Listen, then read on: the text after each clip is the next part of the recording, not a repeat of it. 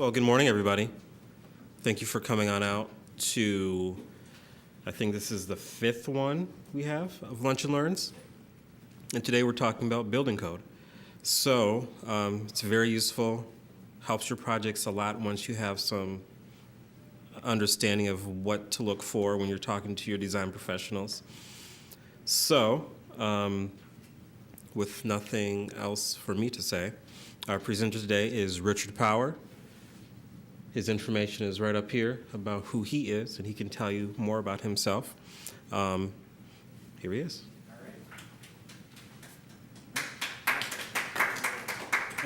Thank you. So basically, a little tiny bit about myself is I manage the construction trades division for the city of Milwaukee, something I've been doing since I think it was like March 10th of 1997. So functionally what that means is every single thing that's being remodeled and or built new in the city of Milwaukee, the folks that go out there and look at it to make sure it complies with all of the applicable regulatory requirements, the building codes and any adopted reference standards, those persons that look at it work under my management. So, when you're dealing with building projects in the city of Milwaukee and you're like, it's the electrical or elevator, sprinkler inspector, whomever that is, they all work under my management. So typically the only time I learn a contractor's name is if there's a big issue in the field. Most of the time the staff that I have, they're able to get all sorts of issues resolved. But if it's something that isn't quite getting there, that's typically when I'll be involved with it. So for purposes of this discussion today, what I've done is I've just prepared something that I call Wisconsin Building Codes 101 to kind of provide you with at least a framework relative to why we have the building codes in its simplest sense in the state of Wisconsin, a little bit about how they came to be, how you get access to the different bits of information, and sort of where they are today. I'm going to begin with the commercial building code, and then kind of end at least the presentation portion with the state of Wisconsin Uniform Dwelling Code. And then, along the way or at the end of the presentation, if there's, specific types of questions or things that you have interest in, you want me to provide you with some answers, just certainly just go ahead and ask. Hopefully, we'll be able to get a lot of good information. So when we think in terms of this, and we're talking the state of Wisconsin, we're not talking individualized municipalities, but when we're talking about the state of Wisconsin, I think the state of Wisconsin was the second state in the entire country to adopt a statewide building code. And our statewide building code, the first statewide commercial building code, became effective on October 15th of 1914. But certainly, when you take a look at the city of Milwaukee and around the state, you see there were a lot of other buildings that were built prior to the adoption of the first code. And what municipalities did prior to that time is they had, through their own municipal ordinances, a building code. So when we think back in the city of Milwaukee, this here was like the 1914 building code. So in 1914, this was what was used for everything that was constructed from a commercial perspective and even one and two family homes in the city of Milwaukee. And then once the statewide commercial building code was adopted, then what you did is you used the state building code. And the thing is, when they put together the commercial building code in the state of Wisconsin, they didn't just say, hey, let's put a committee together and try and figure out what we should do. They largely used what was already present as the City of Milwaukee building code and took that, made some changes, and got other parties involved, and then functionally adopted, some version of what we already had existing in the City of Milwaukee as a statewide commercial building code. And this here is what the building code used to look like in 1902. So, you think now you could probably have a cell phone this size and have all the building code information, but this was the little tiny book that an inspector would carry in their pocket and would deal with all of the commercial buildings, and it was called Laws Related to Buildings, City of Milwaukee, 1902. Very, very simple. And when we take a look at building codes, the one thing you need to recognize is there's not a single one out there that hasn't been brought about as a result of an event that took place. They're all designed to protect the public health, safety, and welfare. So when we take a look at building codes, what you need to sort of recognize is they're all designed sort of with safety in mind, and they're designed with some environmental comfort aspects involved. So we'll kind of take a look at a little bit of what this represents. So when we first started, we had the Industrial Commission, and so we're kind of just looking a little bit at what happened. So they came out with Section 1 of their building code related to new buildings and additions. It came out as order number 5,000. So they, years ago when they used to put together the building code, they would give specific orders. That order had language, and people followed functionally what was the order of that. So this code shall apply to buildings and additions except those exempted in order 5006 for contracts which have not been let before October 15th, 1914. So when we went to the statewide building code, when we got to October 15th, every single building that a contract was let for after that date had to comply with the state of Wisconsin Commercial Building Code. Now, when we think in terms of this, what they did early on is they allowed for municipalities to have more restrictive building code requirements. So that meant that this and all building codes functionally become what's referred to as the minimum standard. And I know when I first started getting involved in building codes, and people were like, well, the code is just a minimum, and it felt somewhat offensive for some reason, I don't know why. But I thought, well, yeah, it's a minimum. It's the absolute minimum you can do to have something that's considered to be a safe building. So when people say it's a minimum code, that's exactly what it has been for years and years and years. It's the minimum.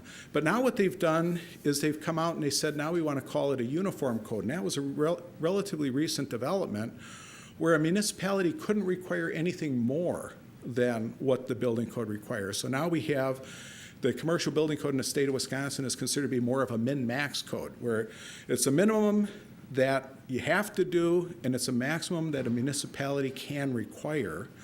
And certainly a builder or designer can go well beyond from a safety perspective. But when we take a look at this code, this really is, the basis of how it started in the state of Wisconsin. So when we think in terms of how do we get where we are, in the state legislature, you have your executive branch of government. That executive branch of government, through legislative action, has established different departments that have different responsibilities. So when we take a look at this, Chapter 101 of the state statutes is what establishes what now is the Department of Safety and Professional Services.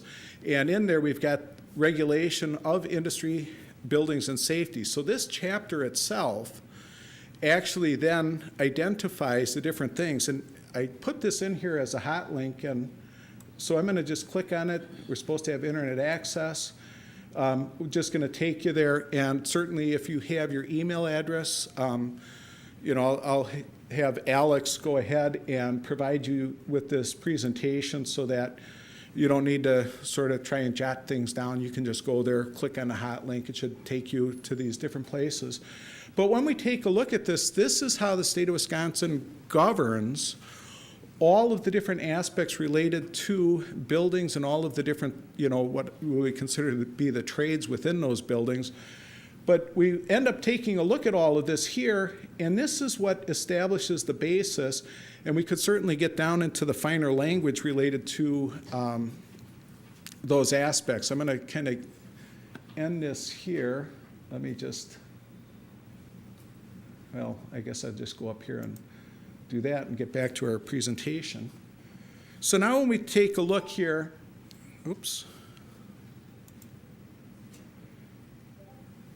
when we go into the regulations themselves, now they start having things where if we're going to put something through statutory language, we're going to have a department that's responsible, and we start using terminology.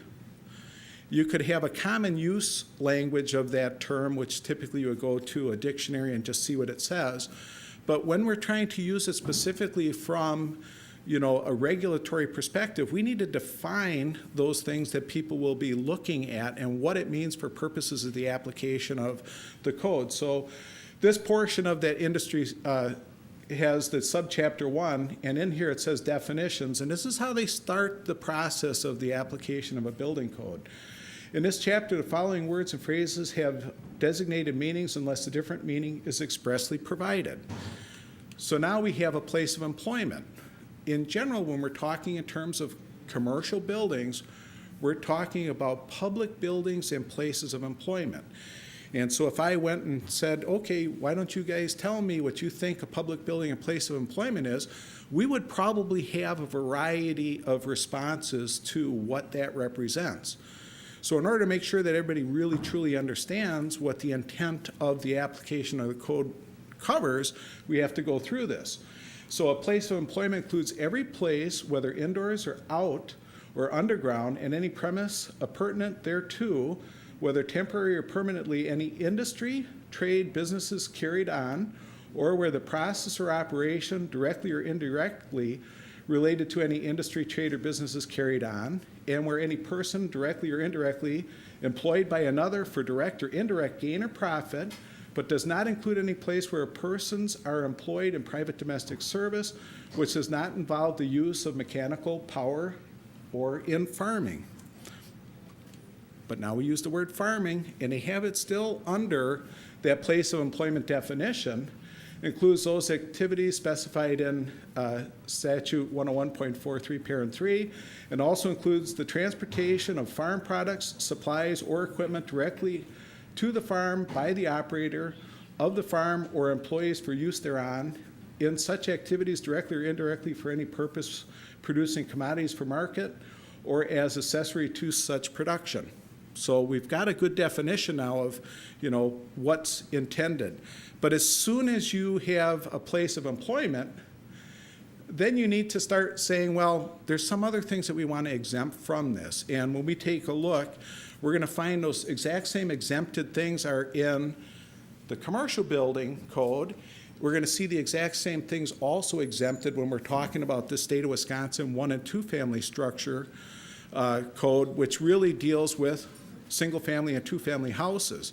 So when we think in terms of building codes in the state of Wisconsin, we have 1 and 2 family structures, and there's uses that can be done within those structures, and then everything else. So as soon as it's 3 dwelling units or more and every other use category, that throws it in the commercial building code. And when we think in terms of the commercial building code in the state of Wisconsin, if we jumped into the international building code and we went to Chapter 3, we'd see where there's defined 26 different use and occupancy classifications. So an adult family home is exempted from the commercial building code, except as the purposes in 101.11, a previously constructed building used as a community-based residential facility as defined in 50.01, Parent 1G, which serves 20 or fewer residents who are not related to the operator or the administrator. Home-based business is defined by a department rule, and a not-for-profit facility for the primary purpose of housing, rehabilitating abandoned, injured, or sick wildlife. So those things are not considered to be commercial buildings for purposes of the commercial building code. Now let's talk in terms of a public building.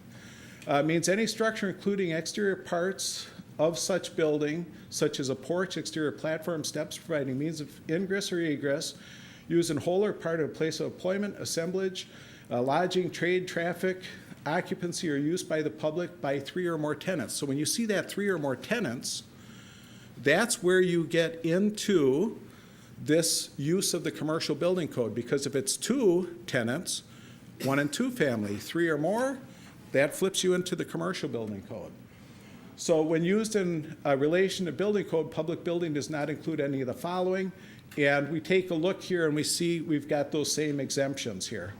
So it's the same things that we had before from, a place of employment. The public buildings excludes the exact same things. So when we look at our commercial building code, we basically start then, if we looked at that chapter 101, we said we've got a commercial building code. Where do we hit that code for the very first time within state law? 101.023. And when we take a look at that, what happens is the state of Wisconsin now, this particular item has come about as a direct result of what was the 2013 Wisconsin Act 270, was the very first time that a statutorily established commercial building code council was put together. Previously, when the state of Wisconsin wanted to make changes or modifications to the code, the department itself assembled a code council, and then that code council was advisory to the state of Wisconsin department. Its name changed along the way. Currently, it's Department of Safety and Professional Services. And that advisory council would sit with the people that were code writers for the state, and they would functionally go ahead and decide what should be included, what should not be included. And they would come up with sort of a rules package that would be put out for public comment, and people would comment on that rules package, and eventually that would go towards a legislative vote and become adopted. Now, beginning in the act was from 2013, Wisconsin Act 270. Then what they said is, what we want to do is a governor-appointed, statutorily appointed commercial building code council. Now, that commercial building code council still is advisory to the department. The only difference is that instead of having internal department staff deciding who's going to sit on the council, it's a direct appointment from the governor's office. So we take a look. The council shall, I should probably go back because I didn't say it. The Uniform Commercial Building Code Council shall review rules relating to construction, altering, adding to, repairing, maintaining public buildings and places of employment. And then we say the council shall consider and make recommendations to the department pertaining to these rules and other matters related to constructing, altering, adding to, repairing, maintaining buildings and public buildings and buildings that are places of employment. And then we also take a look here and, I'm going backwards. That's why it didn't make sense. And then in preparing rules under this chapter that relate to public buildings and to buildings that are places of employment, the department shall consult with the Commercial Building Code Council. So within this language, what it says is when the department is considering making changes to the code, they're supposed to go ahead and consult with that Commercial Building Code Council. And for those of you that are, perhaps involved in building design and or construction, what you do recognize is that it took a little while. We used to use the 2009 versions of the International Code, and now we're using a 2015. That first came in effect now on May 1st of 2018. So we're currently using the 2015 editions of the International Codes, and we'll kind of take a look at that in a little bit. So the Commercial Building Code Council, if we take a look here, if I click on this link, what that's going to do is take us to the State of Wisconsin Department of Safety and Professional Services webpage, which has functionally the makeup of the council. So it shows you when they established it, it was supposed to have 10 individuals, and it was 2 people from fire service aspects, 2 people from building inspection, 2 designers, 2 builders, and then 2 representatives of trade. So sort of a balanced, so no entity necessarily has a large amount of players on it, but certainly when they do vote on action, it's by a majority vote, and when they vote, it still is just a recommendation to the department. So what that functionally means is that the Commercial Building Code Council can come up with their ideas of what they think the department should do, but that is just advisory. So that means that the department could do something completely different than what that council has recommended for them to do. And we do see that occasionally. What was the name of that state department? Department of Safety and Professional Services is the name of the department. And then within that department is the Commercial Building Code Council. Good? Professional. Department of Safety and Professional Services, yes. Now, if you go here, and I'm not going to, you could click on any of the minutes from any of the meetings. There's other administrative code links to that, and I'll show you how to get to some of that stuff in a little bit as well. So now, if you wanted to get to the codes, and you said, hey, I've heard a little bit, you've been talking for a few minutes here, and I haven't seen anything that looks like a building code to me, just a history lesson. if you clicked on this link, and remember, this presentation, Alex Walker will send it out to those that put their email on the list, and then you guys will have this. So when you pull it up on your computer, if you got internet access, you just click on the link. And what this does is it takes you to all of the various areas where we have administrative codes within the state of Wisconsin. So if I took a look at this, and my primary concern, at least as far as this portion, is commercial buildings. So if I clicked on the commercial buildings, what I'm going to end up seeing is the chapters that relate to commercial buildings. The first chapter, SPS 361, that's the administrative chapter. So that chapter speaks to administrative rules, talks about what size building needs to be before you have to have a registered architect or engineer involved, or a registered supervising professional, how many sets of plans to submit, all of that fun kind of stuff happens there. That's also the section where they talk in terms of adopting the different international codes. And when we think in terms of international codes, it's only international from the perspective that they were designed in the United States, and they put the name international on, I think, in hopes that it would be adopted around the world. And if we think in terms of what happened previously, we said, hey, wait a minute, the state of Wisconsin was the second state in the country to have its own code. New York was the first. And all of the different areas had adopted building codes, and there were three primary code groups. One of them that was sort of in, Midwest, moving up towards the Upper East Coast. I like to think in terms of its code was primarily like a snow load code because, it was dealing with a lot of areas with perhaps heavy snow loads.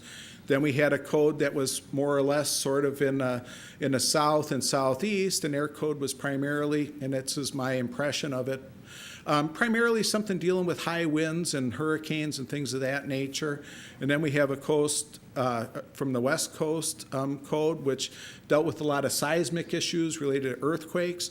So when somebody's building a building, what ended up happening is if you were, say, like a McDonald's or some other where you replicated your building all over the country, there were three major model code groups that you had to either design under, or if you had a state like Wisconsin that had its own homegrown code, then you had to understand what the rules were here.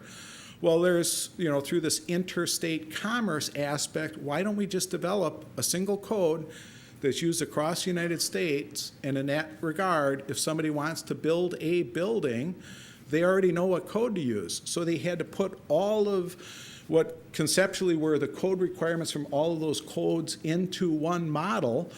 And they started that process in 1994, and they came out with the International Building Code Suite in the year 2000. In the state of Wisconsin, we began using the 2000 version of those codes, not all of them, but some of them, July 1st of 2002. Then we skipped the 2003 version. We then adopted the 2006 version. Then we adopted a 2009 version. Then we skipped to 2012. Now we're using a 2015. The 2018's already out. They're already working on the 2021. So when we think in terms of this, as codes evolve and as codes change, one of the things that the state of Wisconsin does is it says, well, we are going to use the code, but we've got these things that were in our original code that we think are important. And so what we're going to do is we're going to create something that we call a Wisconsin Amendment, where we're not going to use what's in the international code, and we're going to use what we have in our original code or some variation thereof. So even when you go and you take a look at the International Building Code or Energy Conservation or International Mechanical Code or International Fuel Gas Code or International Existing Building Code, you also need to understand what Wisconsin has done as an amendment so that as you're going through and designing a building, you don't just design it purely to the code and then say, wait a minute, I didn't realize Wisconsin had done something a little different. Remember, Wisconsin's a uniform commercial building code now, but it's uniform meaning you use the adopted referenced code plus the Wisconsin amendments, and that's what gets applied around the state. So if we clicked on any one of these, we could certainly go and click on SPS 361, which is administration and enforcement. We could click on this little thing up here and turn it into a regular looking PDF document. But now I'm going to show you something a little bit different here. If I go and I say, well, I'm going to click back on these rules. I'm going to come down here to the commercial building code, and I want to see this one here. So the SPS 362, that's the primary code that covers the construction of commercial buildings. So if I open that thing up and I turn it into a PDF, what we end up seeing, this thing is 19 pages. That's all it is. And it's not 19 pages because they're trying to make the book as small as this 1902 City of Milwaukee code. It's 19 pages because the only thing that this contains are the changes to the International Building Code.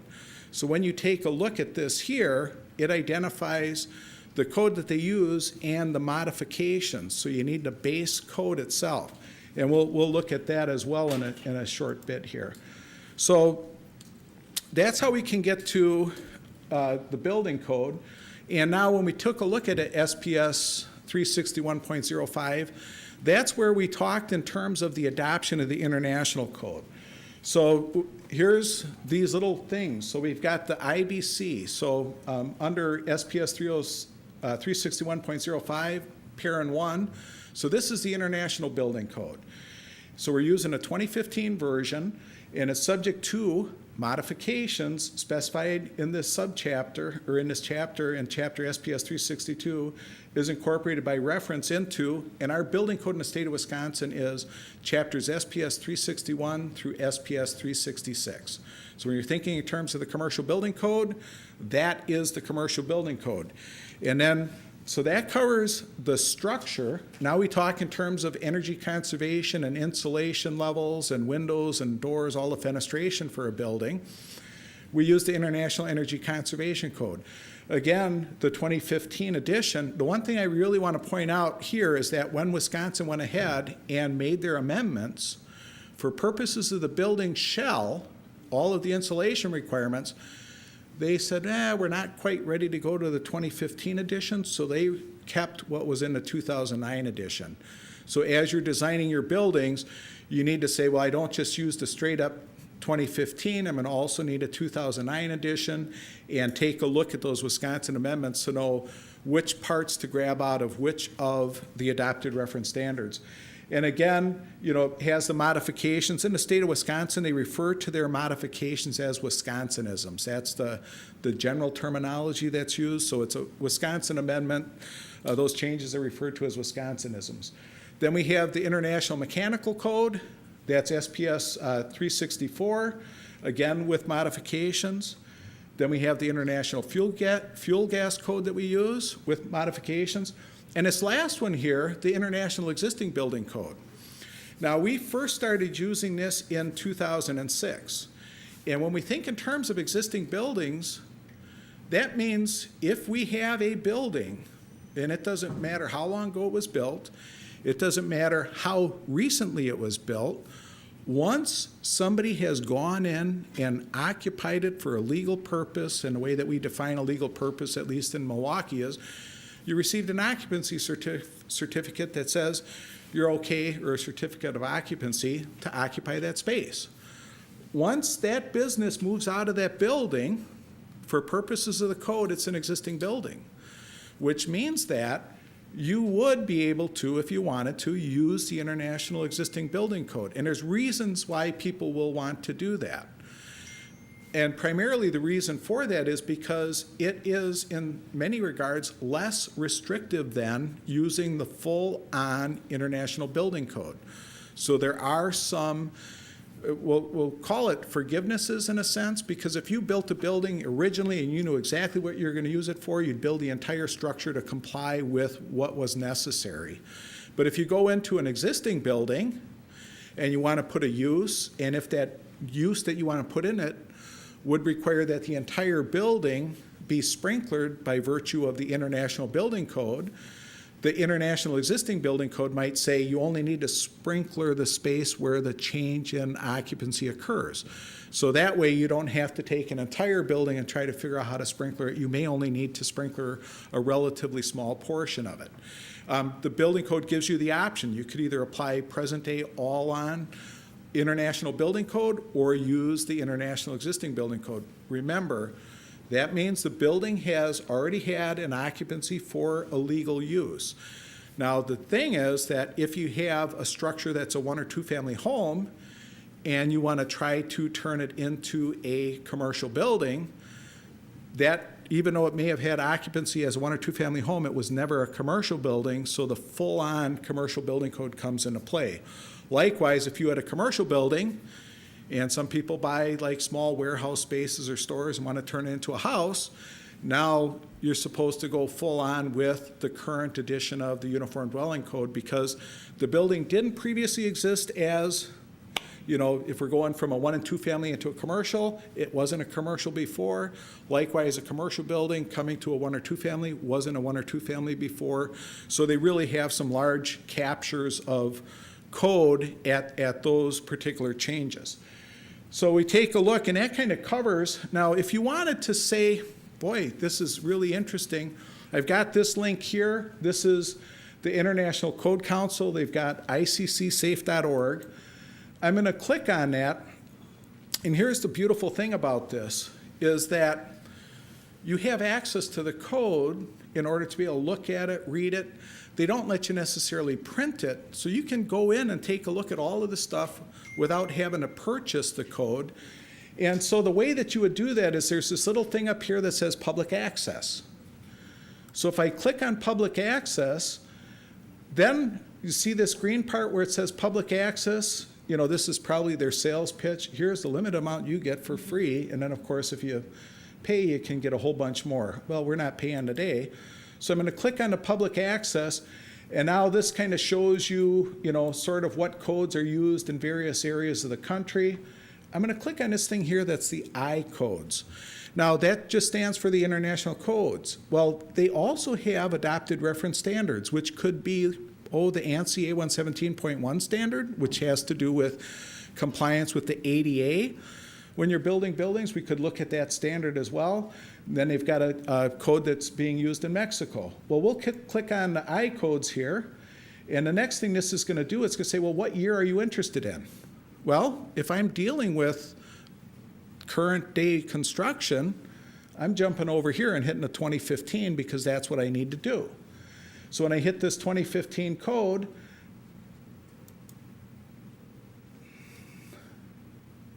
I think it took me there. So now here's all of these codes. So if I want the building code, International Existing Building Code, we don't use the plumbing code in the state of Wisconsin. We don't use the International Residential Code in the state of Wisconsin. We have our own state of Wisconsin Uniform Dwelling Code. We do use the International Fire Code. It's not specifically adopted by the state of Wisconsin, but for design and construction purposes, the reference fire code that you use is going to be the International Fire Code. We don't use the International Plumbing Code, so we use the Mechanical Code and the Fuel Gas Code, and pretty much those are the codes. They certainly have adopted or, you know, created more codes for other areas. So if I clicked on this International Building Code, it's broken down into 35 different chapters. The very last chapter is the Adopted Reference Standards, which means that when you're using this code, so we've got this code book, we've got that other thing, SPS 362, which is the Wisconsin amendments or changes, but then the code also has just a whole bunch of adopted reference standards that are also part of the code. So just having access to this doesn't give you every single thing that you necessarily are going to need, but most of those other specialists or other standards are things that people get into when they're doing more of the design aspect. I'm going to just click on this here, which is Chapter 3, which is Use and Occupancy, and that's why when we take a look at this, there are 26 different use and occupancy classifications in the commercial building code. So if we think in terms of this room here, if we had an occupancy capacity of 50 or more, we would consider this room to be an assembly use. Most office buildings, a business classification or a B. If we had a restaurant, that's going to be an A2 use category, and none of this is going to make sense unless you're a designer. But the thing is, like, if you're out there and you're trying to design a building, or if you have conceptually an idea of what you want to do, and you're like, well, I don't even know where to begin, begin with how you want to use the building. Go to the International Building Code, take a look at Chapter 3, kind of read through what the different things are, because it's from this that you flow out into the balance of the code. Because all of the other requirements for the building code get put forward from how you're going to use it. Because we could take a look at any structure and say, you know, I could have a residential house and say I want to turn it into a restaurant, and maybe the way my house was built, for purposes of the type of materials, a wood frame structure, not necessarily fire resistive rated, there might be a way that I can use it as a restaurant, but I'd have to look at the building code to see. Usually when somebody's designing a building, they start with, what are we going to use it for? How big do we need it? So as soon as we know how big we need it, then we're going to take a look at how big can we build it based on different types of materials.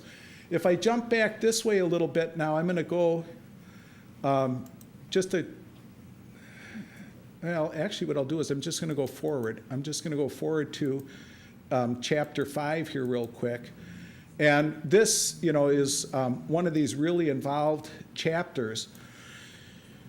Because when we talked in terms of these 26 different use classifications, if we figured out what it was that we wanted to do, we can take a look now and we can see these different occupancy classifications on this left-hand side. And what this is going to tell us is, based upon type of construction, we haven't talked much about that yet, but type of construction, we have non-combustible buildings, which means that we're building out of materials that aren't going to sustain a flame. And the way that the state has it, the way the International Building Code has it, is they have type 1 and type 2 classifications. And under those, they have type 1A, type 1B, type 2A, type 2B. All of those are non-combustible construction. If we go down to type 2B construction, what that basically means is we're building out of materials that aren't going to sustain a flame, and we're also not requiring them to be fire resistive rated from a perspective of where, if they were exposed to a design fire, that they would have to resist that fire for any period of time. As we move to a type 2A, then those materials need to have typically the main structural frame a 1 hour fire resistive rated. When we go to type 1B, then it needs to be functionally about 2 hours fire resisted. When we go to type 1A, now we have a building that's got 3 hours of fire resistance. So when you take a look at it for purposes of the type of construction, the more fire resistive rated the building is, in general, the larger we can build it and the more stories tall, for all sorts of different types of uses. If we thought in terms of a house, your residential home, that's constructed as a type 5B. Wood frame, very minimal in a way of fire resistance rating, means it's going to be the shortest building and the smallest square footage, and some uses might not even be permitted in there. So you really, that's why I say when you take a look at the type of use that you want to have, you need to know that in order to kind of advance forward. And then we have a type 3 constructed building. What that pretty much means is 2 hour fire resistant rated exterior walls. Typically, we always thought of those as being like a masonry exterior. And then when we go the difference between a type 3A and a type 3B, a type 3B, no interior fire resistance rating, a type 3A, 1 hour fire resistance. We go to a type 4, that's heavy timber. So when you take a look at the code, it'll have the dimensions of the boards, the floor joists, all of that. Larger dimension pieces of lumber have an inherent fire resistance rating. Therefore, it sort of gives it a certain factor of safety due to the charring effect, and it lasts a little bit longer. A lot of our warehouses that you see in Milwaukee are all built out of heavy timber construction. And then, of course, we have our type 5 A and B. So what this is going to tell us is basically the allowable building height in feet. So this table here just tells you how tall the building can be. So if it's a type 1A, it could be unlimited in height across all the different occupancy classifications. If we've got a type 5A, well, depending upon what we want to do, it might be as low as 40 feet. We come down to another table. This tells us the number of stories above grade plane we can be. Again, how are we using the building? what are we building it out of, and then that's going to determine how many stories we can be for that structure. So we can see again, type 1A, typically we're unlimited, and then when we take a look in the different use categories, if we get down to different residentials, maybe we're limited to 2 stories or 3 stories, and then we start seeing something interesting, where it also has an impact relative to the number of stories, whether we sprinkler the building or it's non-sprinklered. And then when we sprinkler the building, it's going to be, how are we sprinklering the building? Are we doing what's considered to be a full NFPA 13 system, which means that you're going to have sprinkler heads even in concealed spaces? Or is it going to be like a NFPA 13R, which is primarily for a residential where you're concerned with occupant safety and not necessarily as much the preservation of the structure itself? So if it's full NFPA 13, probably a little bit bigger. If it's not, maybe a little bit less. And certainly within the building code, certain occupancies will require that you actually sprinkler the building just by virtue of how you're using the building. Now, the next thing that we're going to look at here is the allowable area per floor.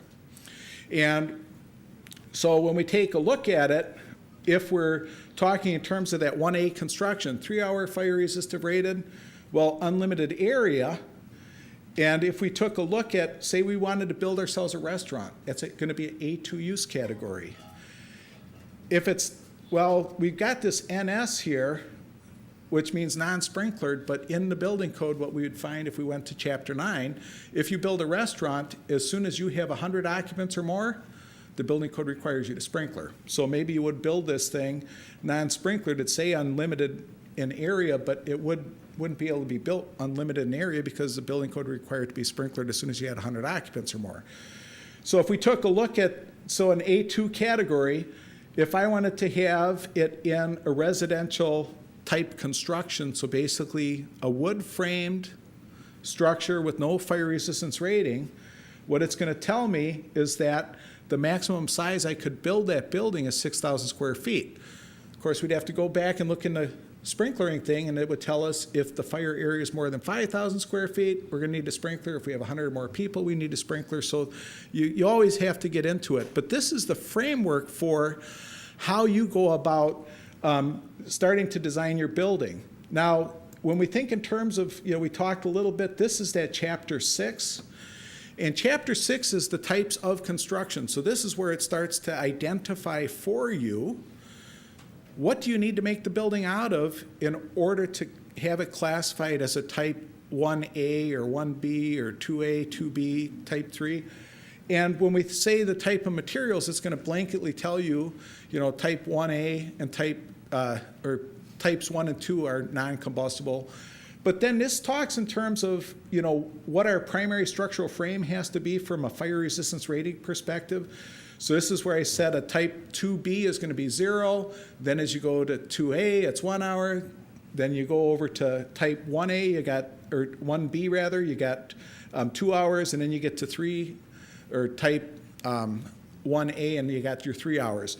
And then different types of building components, if it's exterior walls or floors, they'll maybe have some modification of that fire resistance rated construction. So we take a look at this, and it provides us a good amount of information. And then the other thing that comes into play is, based on how we're using the building, what is our distance to our property line? Because even though the building code might not necessarily require much in the way of fire resistance rating, if your building is posing a hazard to the adjacent structures and you're relatively close to the property line, this building code may say, well, you need to do a certain fire resistive rated of your exterior wall. And then the other thing that we get into is, what percentage of openings you can have. So openings like doors or windows, and you'll start getting into percentages of openings, whether it's a sprinklered building or non-sprinklered, whether the assembly is a fire resistive rated type of an assembly. All of that stuff you end up finding in the code. So, Can you sure. Talk about the Uniform Building Code for 5 minutes, and then I'll let me get back onto my presentation. You plug a nickel in me, you're going to get the whole show. So that's the problem. All right. So now the other thing is that you guys say, hey, wait a minute, I've got a building that it's been used for a particular use forever. I'm not changing anything, have no plans to remodel. How do I know what to do from a building code perspective? The code that was in effect at the time of original construction is the code that applies to the structure. So if you have a building and you know when it was built and you know what it was used for, you could go here to this archive, and when you go to that archive, we could come down here, and I'm just trying to see, thought I had it nice. I'm gonna just click on this here and see. Okay, so right now, you can see all of the codes all the way down to the 1914 code. So if you knew when your building was built and you said, I want to try to anticipate what I'm supposed to comply with, figure out when your building was built. If it's in the city of Milwaukee, you can come over and check our archives here, our leak retriever, or maybe some electronic version. Find that original building permit. You know when it was built. You know what it was designed for. You can figure out what code applies. So every once in a while, you'll get somebody that'll say, well, that doesn't comply with the code. Well, yeah, if you're using today's code, it doesn't comply, but maybe it was perfectly fine when it was originally built, and if no changes took place, it's being used for exactly what it was originally designed for. There are very, very, very few retroactively applied codes. So when they come out with a new idea, it doesn't mean every single existing building has to now comply with it. Smoke detectors, carbon monoxide detectors, panic hardware, some of those things retroactively applied, but not across the board. So buildings built prior to 1914, what they did then is the state says, we got a problem, because we got a code that rides for structures that were built after that October 15th of 1914, but what about all these other buildings? So on January 2nd of 1956, they created a code that was sort of the state's version of the International Existing Building Code, only the state of Wisconsin code, that says, here's the things you need to do for those older buildings. So if we take a look at it, here, orders apply to buildings and structures erected prior to the effective date of the code. What I notice is there's a gap. So the commercial building code first started on October 15th, and this one pertains to buildings that were built prior to October 9th, so there's like about 5 or 6 days where there's no code that applies, except now we have the International Existing Building Code that applies to all structures. So we got that covered. Doesn't apply to private residence, outbuildings, or barns, and then again, here's where that code does not apply to the 1 and 2 family structures, so this is just showing that exemption. If you wanted to see the actual aspects of the code, here's the hard links.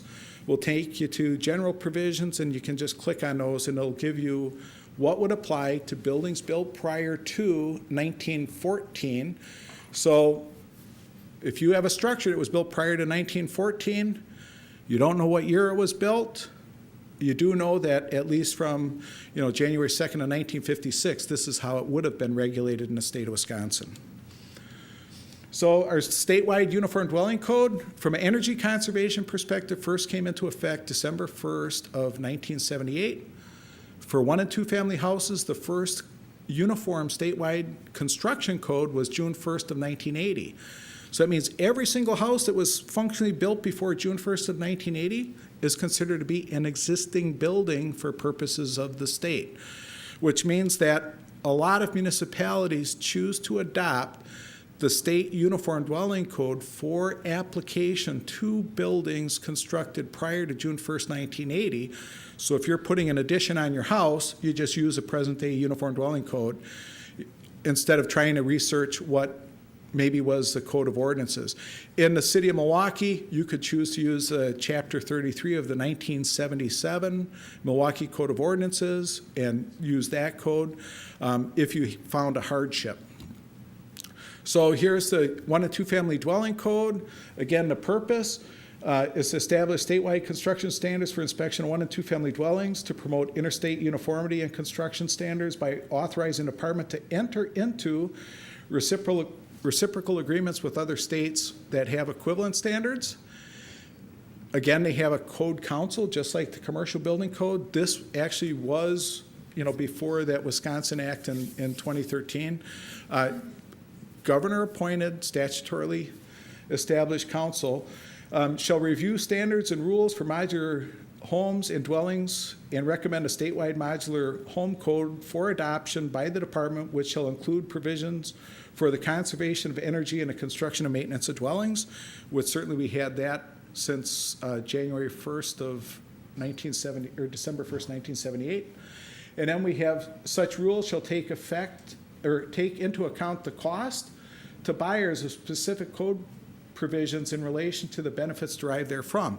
And what they functionally have established is they said if they're going to make a code change that's going to add more than $1,000 to the cost of a house, that they really need to consider that, because even though you might say, well, it's a good idea, we should add it, they've done some calculation that shows from a housing affordability perspective, every time you add $1,000 to the cost of new construction, how many people are displaced from the housing market as a result of it. So they're very, very cost sensitive. We take a look here. Upon its own initiative or at the request of the department, the council shall consider and make recommendations to the department pertaining to rules and any other matters related to this subchapter. So basically, I know one of the things that we're looking at, and I say I'm not on the council, but I certainly run into different issues, and it's the reinforcement requirements for poured concrete foundation walls. They need to have steel in it.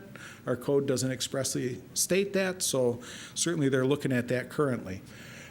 So then here's the Uniform Dwelling Code, and so this is the Code Council. We could click on that, see the members, and now we take a look at the administrative code, and this takes us right to that same page where if you said I want to see that State of Wisconsin 1 and 2 family code, I could just simply come down here, Uniform Dwelling Code, and then I could see the various chapters that pertain to how to build a 1 or 2 family house from a building code perspective. So that's it. So I don't know if it took 5 minutes. So now, any questions? Questions on the building code? Complicated. Go ahead. On pre-1914 construction, Sure. does do the additions to building, a commercial building, do they take precedence over the initial Right. build? Yeah. So let's say if you have a pre-1914 structure and you want to put an addition on it today, basically in the state of Wisconsin, if you're putting an addition onto a building, the building, by virtue of the fact that we have the International Existing Building Code, is an existing structure. Any additions or alterations the addition itself would have to comply with present day code. So today it would comply with the 2015 Commercial Building Code. It would need to. Or are you talking about an addition that was? Yeah, there would be multiple additions. Yeah. Could be pre-1914 or 1920, but it Right. initially. Yeah, so whenever you put an addition onto a building, the code that was in effect at the time of plan submittal for the addition, if plan submittal was required, the date that the permit was obtained, if a permit was required, and if no permit or plans were required, the date that construction began. So that's what governs. So in the state of Wisconsin, they have a sort of a hierarchy of what would apply. But if they put the addition on, say you had a 1901 building with a 1950 addition, the 1950 building code would be what would apply to the addition. Okay, to the entire, but does it, Just the addition. okay, and then how about if you're bringing it up to the standards, do you have separate 1901? Well, when you use the term bringing it up to standards, then, Code? and that's where, when you're looking at it, if you're, say, doing what commonly is referred to as like an adaptive reuse of an existing commercial building, you would be able to use the International Existing Building Code, and then based on what you plan to do in the International Existing Building Code, it brings forward more and more chapters from the present day codes. So you would just sort of lay out what your plan is and then choose to either use the International Existing Building Code as it pulls forward aspects from the current 2015 editions of the code, or just say I'm going to go full on 2015 code. And usually what you want to do is kind of run an exercise of going both ways with it in order to be able to determine what's the most cost-effective or reasonable way for you to do it, because you might run into obstacles that will make one choice better over another. But assuming the occupancy is the same. Right. And is the occupancy, I mean, how do you determine similarities between occupancy? Well, there were different use classifications back under the older code. So what you'd end up doing, and there is within the international, there's another thing that we haven't looked at, which is sort of like something that's like a historic building code. It's not really in play anymore. But what you end up doing is you take a look at, is it a similar use? Is the use considered more hazardous or less hazardous or the same as the previous use? And what ends up happening is that it deals primarily with three different aspects. So it could be like fire safety or exiting or construction. And you kind of take a look at it and sort of weigh it out to see is it what you're currently doing, is it more of a hazard or less of a hazard, and there's like a little balancing act that you do with regard to the code. And that's through what's referred to as like a Chapter 13 analysis. Typically, that's what you would do relative to a building that's got an actual historic designation. And if you have buildings that you're working on that could potentially have a historic designation, that typically provides for more of a liberalization of the code relative to how people are able to accomplish things in buildings, because they're trying to preserve the historic nature of the structure, and therefore the code doesn't impose what function might change the historic nature of the building. Go ahead. I have a question. Follow up on what you just said, then we probably have to pay more attention to the international existing building code. Yes. When you Yes.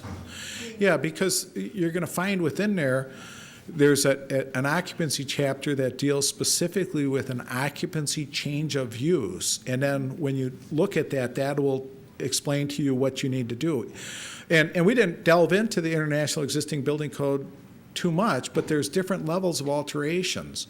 So there's just general repairs, then they have level 1, level 2, level 3 alterations.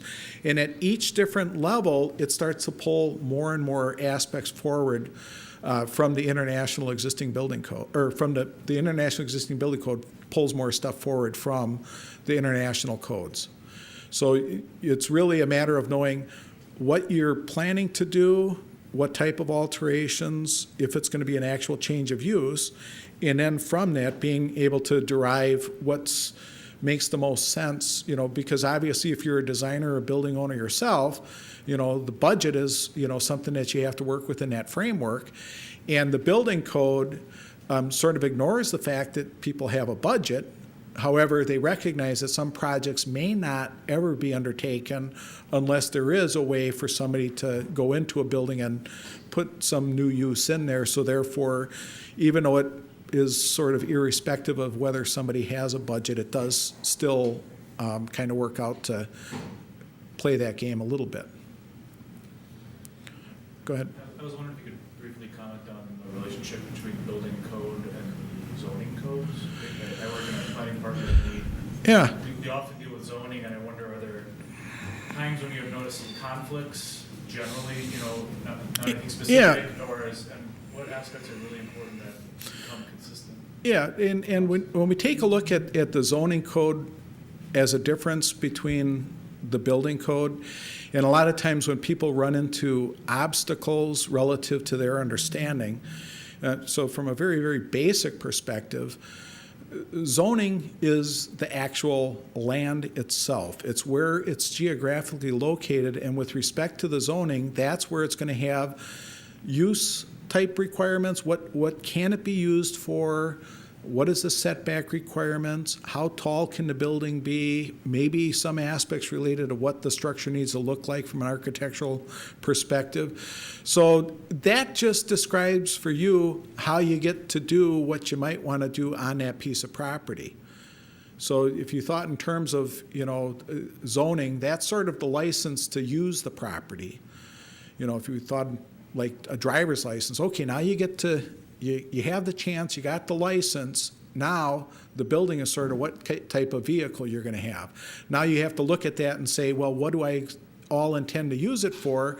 Now you have to try to design your structure to meet your needs, but what you kind of bump against is if you bought, the piece of land and all of a sudden what you need to do doesn't fit the land because it's restriction from height or setback or some other thing, you need to try to navigate within designing in order to comply with what might be there from a zoning perspective. So blanketly, I can't say that there's, a single thing that sort of comes forward that is what everybody bumps up against, but I know a lot of times people will find they'll go before the Board of Zoning Appeals, they'll be granted approval from zoning to maybe use a building, say for like a daycare.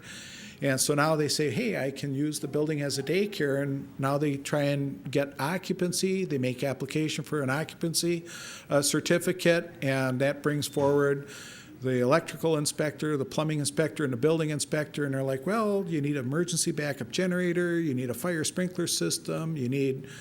And they're like, well, why wasn't I told that stuff on the front end? Because I've just invested in either a lease agreement or have gone through this, and somebody should have been able to tell me no a lot sooner, because based on my operating budget, it's pretty evident I'm not going to be able to do what I want to do here. So, that's all that due diligence. And one of the things that our department has to sort of assist in that effort is they have something that's called a courtesy inspection, where if somebody's looking at a building and they're just trying to say, here's what I want to do, is there a way, instead of hiring a registered design professional and spending thousands of dollars, I can get a relatively low-cost initial snapshot of what I'm dealing with here?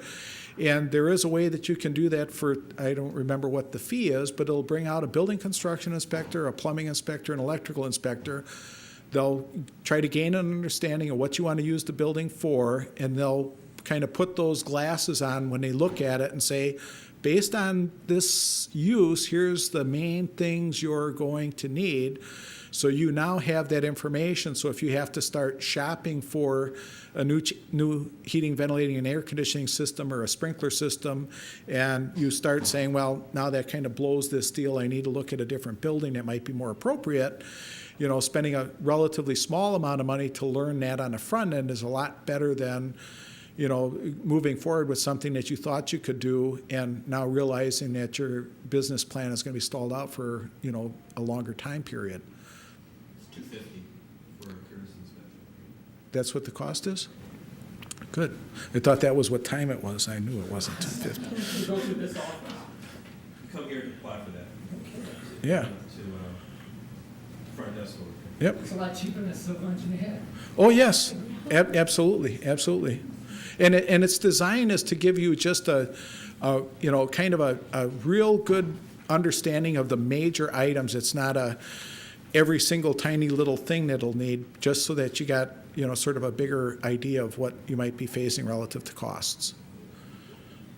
Good. Any other questions? All right. If not, and make sure you get your email on the sheet so you get the PowerPoint if you're interested in the links.